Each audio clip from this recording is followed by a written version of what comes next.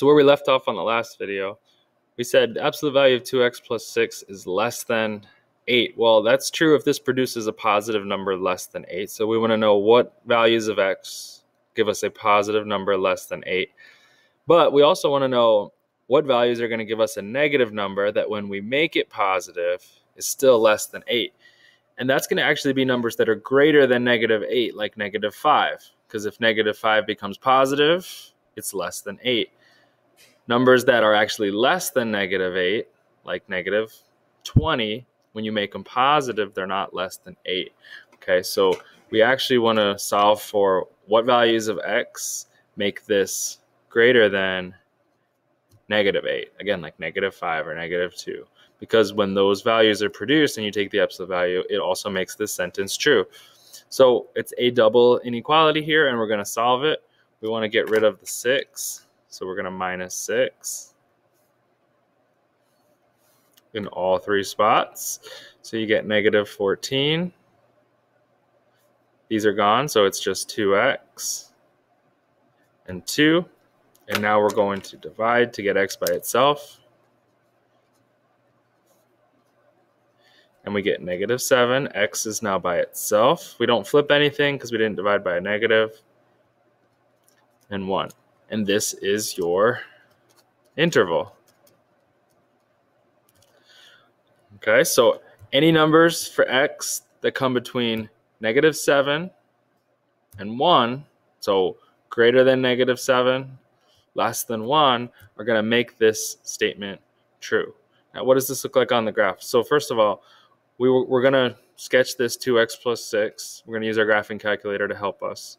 But we want to know how it relates to y being 8. So we want to draw the line y equals 8. So if you come with me on the graph and go up to 8, we're going to draw the line y equals 8.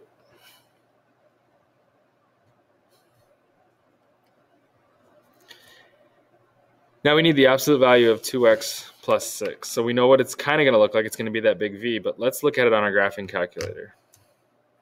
So if we go over to our y equals, and first of all, let's plug in y equals 8. If we hit graph, there it goes.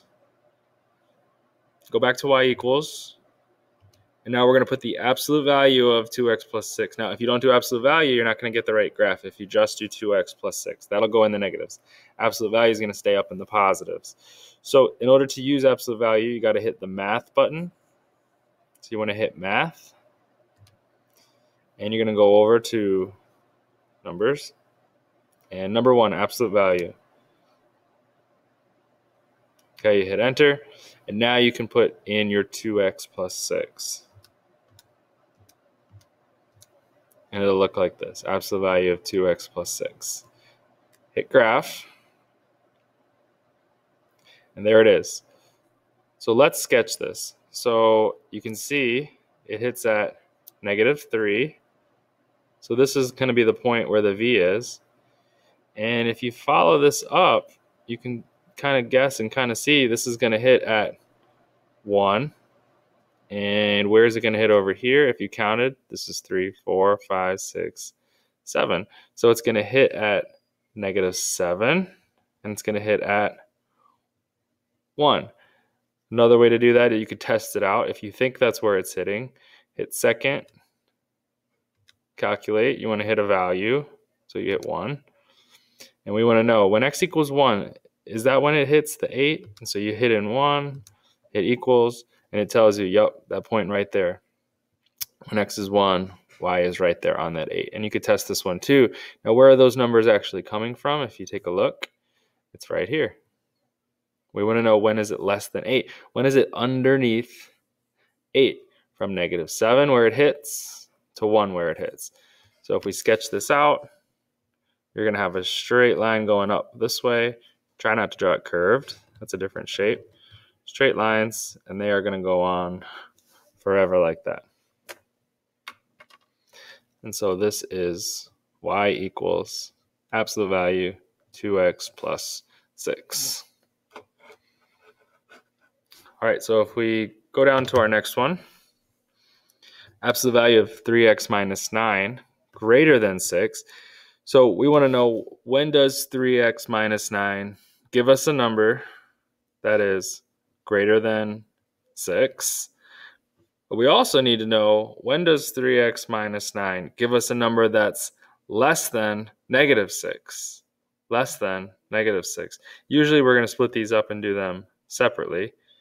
Okay, so 3x minus 9 also needs to be less than negative 6. Because think about numbers that are less than negative 6, like negative 10. If we end up with an answer that's negative 10 and it becomes positive 10 because of the absolute value, now it's greater than 6. Whereas if we had a number that was actually greater than negative 6, say negative 2, when it becomes positive, it's not greater than 6. So we need numbers less than negative 6 or more than positive 6. That's what we need. So let's quickly solve this. I'm going to add 9 to both sides. So 3x greater than 15. So this is true when x is greater than 5. And over here, we're going to add 9. And 3x is less than 3. So x is less than 1. So here's our interval. When x is greater than 5, or when x is less than 1. Greater than 5, less than 1. So we can start to guess where this is going to happen. So if we go ahead and we put the line y equals 6. Okay, y equals 6. We know that we're going to have one of our crossings at x equals 5. And we know we're going to have one of our crossings at x equals 1. And you can actually judge it right in the middle is where the 0 is going to be. So if we have 1, there's 2, 3, 4, 5. Right in the middle is 3.